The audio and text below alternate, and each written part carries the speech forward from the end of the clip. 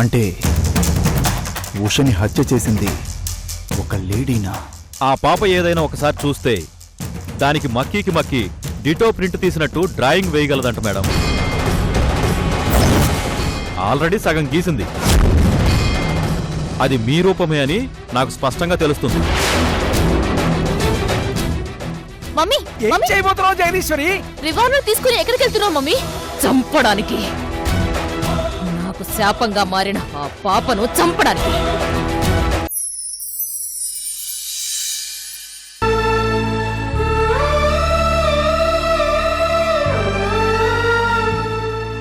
మీరు ఏ ఉద్దేశంతో ఈ విషయాన్ని మా అందరి దగ్గర దాచారో తెలియదు, కానీ అందువలన పాపకు మా నుండి అందవలసిన హెల్ప్ అందకుండా పోయింది.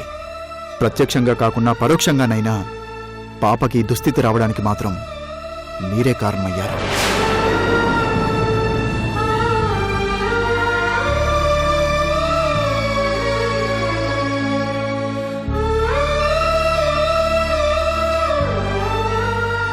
నీ ఇష్టానికి చేయాల్సినంతా చేసి ఇప్పుడు ఏడ్చే ప్రయోజనం ఏముందమ్మా? పాప తల్లిదండ్రులం, మా దగ్గర కూడా దాచావే. అసలు నిన్నేమనుకోవాలి?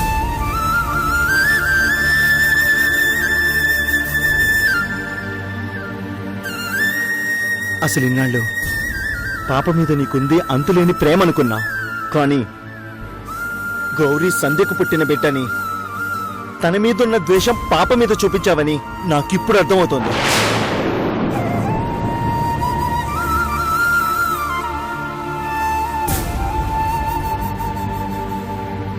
పాపం ఆ పసిదాని మీద పగ చూపించడానికి నీకు మనసెలా వచ్చిందమ్మా?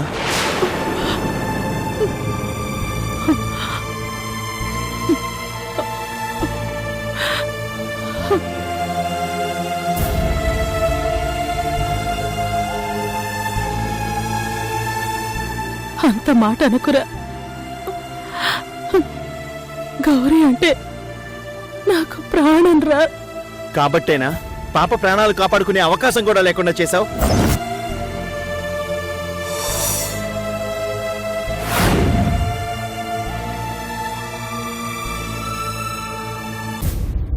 చెప్పు స్నేహ, సమాధానం చెప్పు.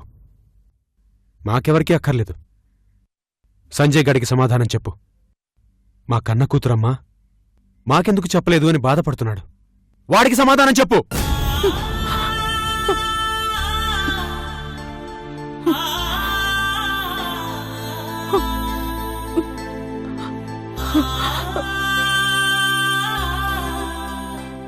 ఇన్నాళ్ళు నీలో కరుణమూర్తిని చూశాను.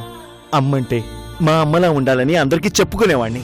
అలాంటిది నీలో ఇంత కసాయితత్వం ఉందని నాకిప్పుడే తెలుస్తోంది. ఎందుకమ్మా, ఎందుకు ఇంత కసాయిలా మారా?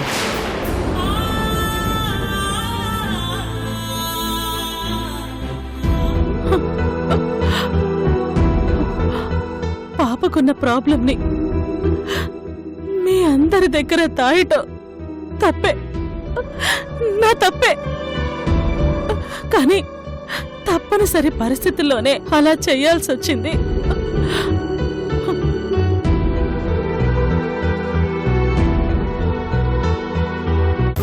అయినా ఈ విషయం మా దగ్గర దాయాల్సిన అవసరం ఏమొచ్చిందమ్మా?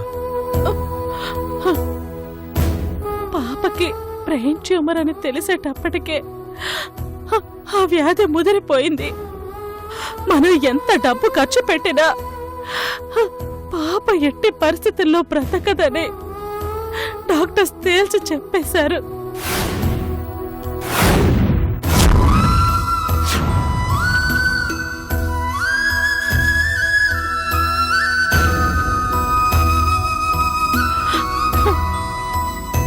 అది విన్న నేను మొదట మీలాగే షాక్ అయ్యాను. దాన్ని డైజెస్ట్ చేసుకుని మళ్ళీ మామూలు మనిషి కావటానికి టైం పట్టింది. ఆ రోజు నుంచి ఈ రోజు వరకు పాప పరిస్థితి కళ్ళారా చూస్తూ ఉండి కూడా ఏమీ చేయలేని స్థితిలో ఉండి క్షణ క్షణం చచ్చి బ్రతుకుతున్నాను.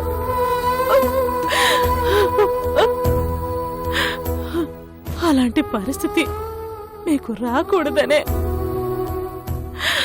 నాలానే బాధపడుతూ ఉండకూడదనే నేను ఈ విషయాన్ని మీ దగ్గర దాచాను తప్ప మరో ఉద్దేశం నాకు లేదు. దయచేసి నన్ను అర్థం చేసుకోండి, నన్ను క్షమించండి.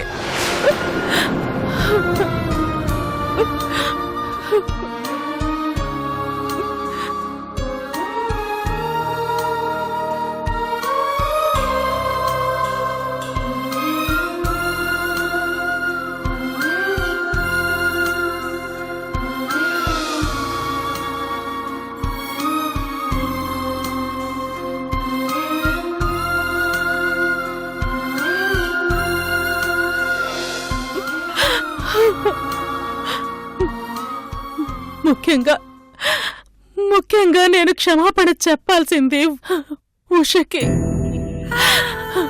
పాపంటే తనకి పంచ ప్రాణాలు కాబట్టి పాప చనిపోతుందని తెలిస్తే తను తట్టుకోలేదని నిజం తనకి తెలియకుండా ఉంచడానికి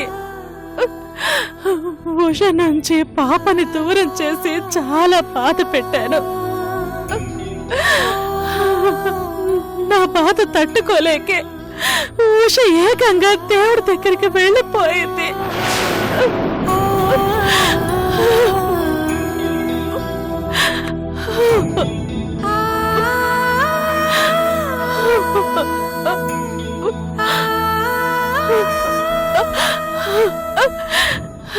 క్షమించమని అడిగే అవకాశం కూడా నాకు ఈ జన్మకు లేకుండా పోయింది.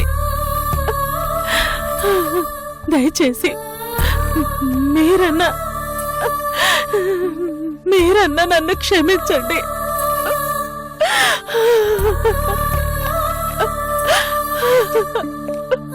క్షమించండి.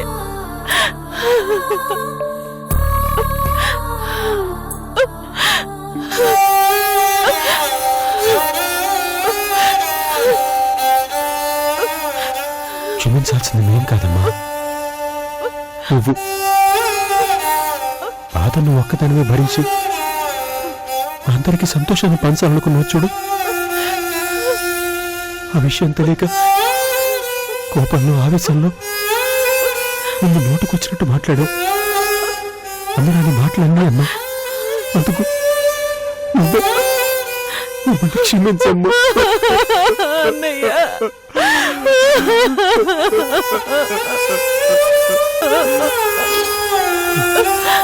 ఊరుకోమ్మా.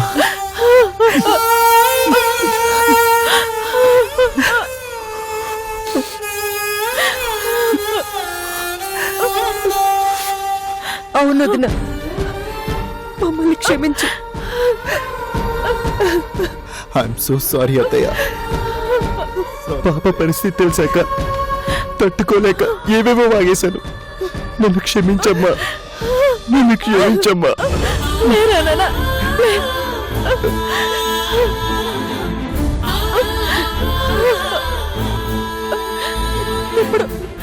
ఇప్పుడు మనం ఒకళ్ళొకళ్ళు క్షమాపణలు వేడుకోవడం కాదు, గౌరీని బ్రతికించమని అందరం కలిసి ఆ దేవుణ్ణి వేడుకుందామన్నయ్యా.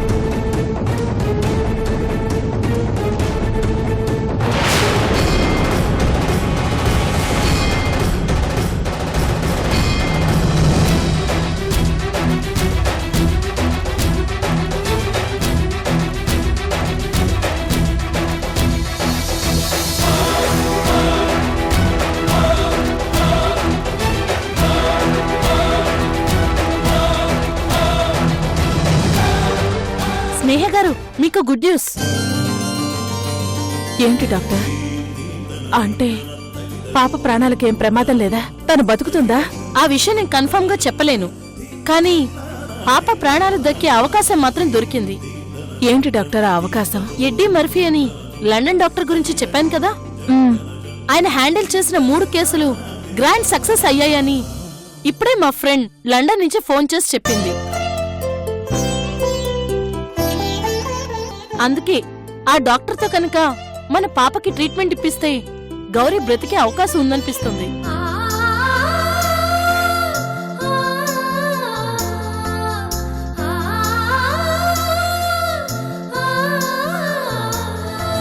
డాక్టర్, అయితే వెంటనే పాపను లండన్ తీసుకెళ్దాం. ఎంత ఖర్చైనా పర్వాలేదు, మా పాప మాకు దక్కితే చాలు. అవును డాక్టర్, ముందా ఏర్పాట్లు చేయండి. అవసరం లేదు, మనం లండన్ వరకు వెళ్లాల్సిన అవసరం లేదు. ఈ వారంలో ఆయన ఇండియాకు వస్తున్నారు.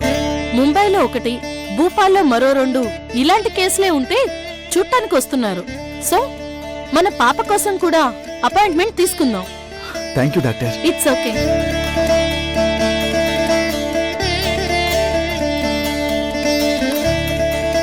దేవుడు మనందు ఉండబట్టే మనకి పాపని కాపాడుకునే అవకాశం కలిగింది. అవును దినా, దేవుడున్నాడు. మన గౌరీని మనకి దక్కిస్తాడని నాకు నమ్మకం ఉంది. స్నేహ, పదమ్మా, పాపను చూద్దాం. పదండి.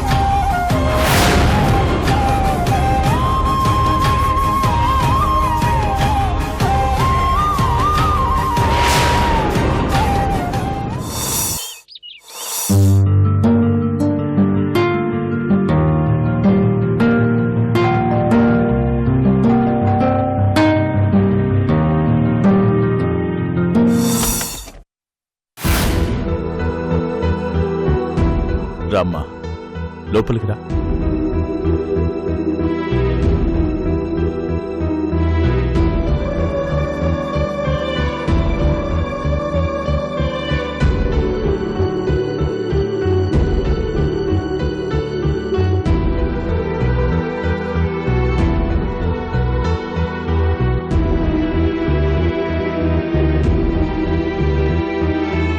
ఏంటమ్మా అలా ఉన్నా?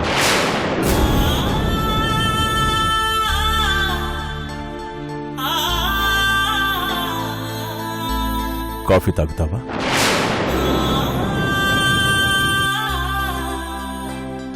వద్దంకుల్, విషం ఇవ్వగలిగితే ఇవ్వండి, తాగి చచ్చిపోతాను.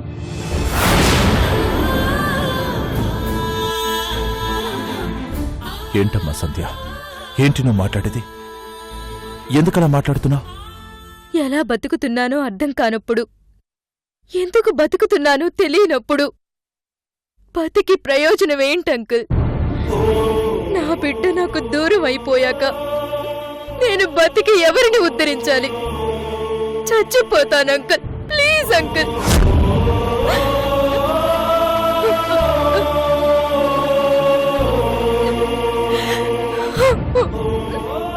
ఏంటమ్మా సంధ్య, నీ బిడ్డ దూరం అవటం ఏంటి? అసలేం జరిగింది? వెళ్ళిపోయింది అంకుల్. నా కూతురు గౌరీ ఎవరికి కనిపించకుండా హాస్పిటల్ నుంచి వెళ్ళిపోయింది.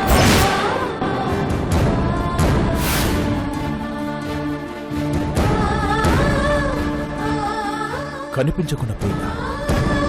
అవునంకుల్, అయిన వాళ్ళందరూ ఉండి కూడా ఎవరూ లేని అనాథలా వెళ్ళిపోయింది.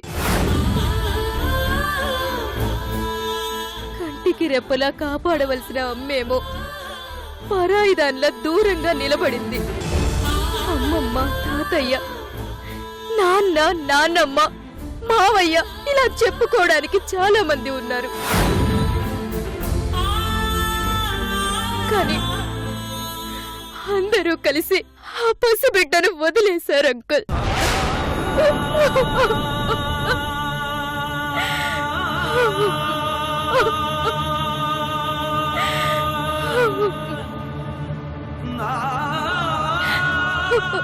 కడుపులో ఉన్న బాధను చెప్పుకోవడానికి కూడా కనీసం మాటలు రావు అంకుల్. ఆ దేవుడికి పసిబిడ్డ మీద ఎంత కక్ష చూడండి.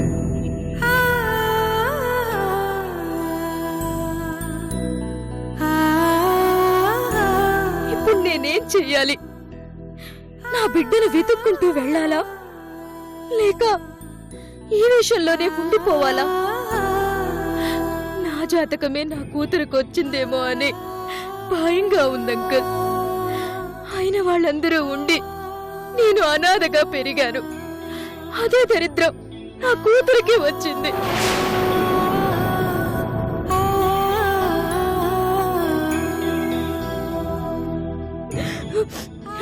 నేను వెళ్ళిపోతాను అంకుల్. నా కూతురిని వెతుక్కుంటాను. నాకు ఈ వేషాలొద్దు. నేనుగా బతుకుతాను. నా కూతురికి తల్లిగా బతుకుతాను.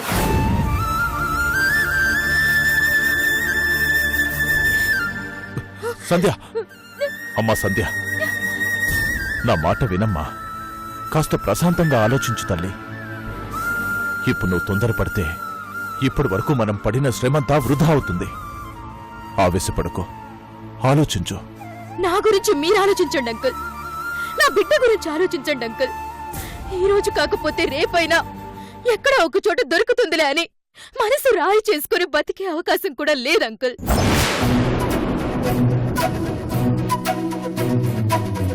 ఎందుకంటే కాలయముడిలా ఆ జబ్బు నా కూతురిని వెంటాడుతుంది. రోజులు గడిచే కొద్దీ నా గౌరి చావుకి దగ్గరవుతుంది.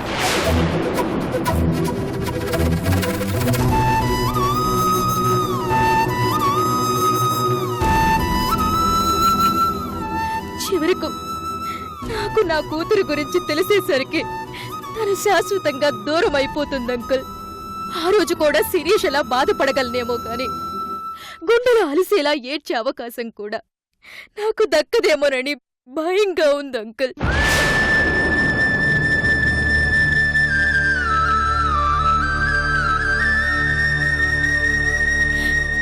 నాకొద్దు అంకుల్. ఈ దేహం నాకొద్దు. ఈ వేదన నాకొద్దు.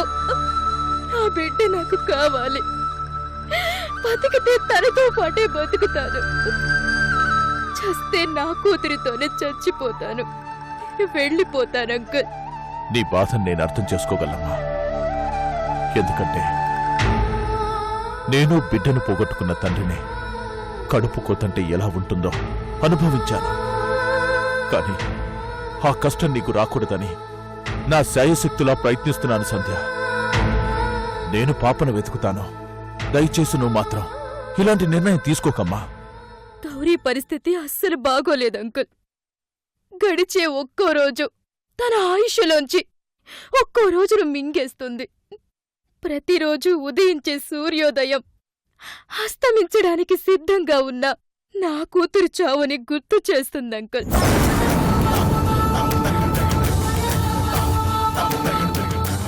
నా గౌరికి చావు ముంచుకొచ్చిన రోజున ఈ సంధ్య ఉండదు. ఈ సంధ్య బతుకున్నా ఈ శిరీష్ అనే క్యారెక్టర్ కూడా ఉండదు అంకుల్.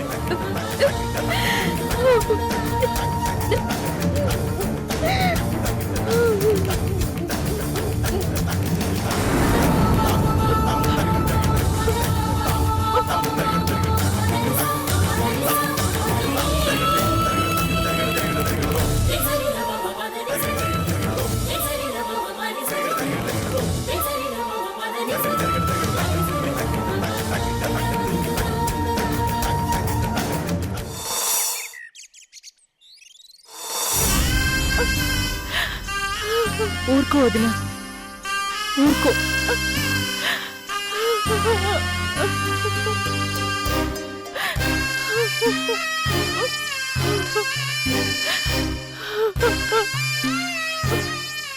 ఊరుకో వదినా, ఏం కాదు, నా మాట విను. గౌరీ తప్పకుండా దొరుకుతుంది. సంజయ్ జీకే వెళ్లారు కదా, వాళ్ళు ఖచ్చితంగా పాప ఆచూకీ తెలుసుకునే వస్తారు. లేదమ్మా, ఎక్కడా కనిపించలేదు. చాలా చోట్ల ట్రై చేశాం అత్తయ్య, ఎక్కడ ఆచూకీ దొరకలేదు. దొరకలేదా పాప? పాప దొరకలేదా వదినా? పాప దొరకలేదంట. ఏంటన్నయ్యా, పాప లేదు. దొరకలేదంటారా? చెప్తున్నామ్మా. పాప దొరకలేదంట.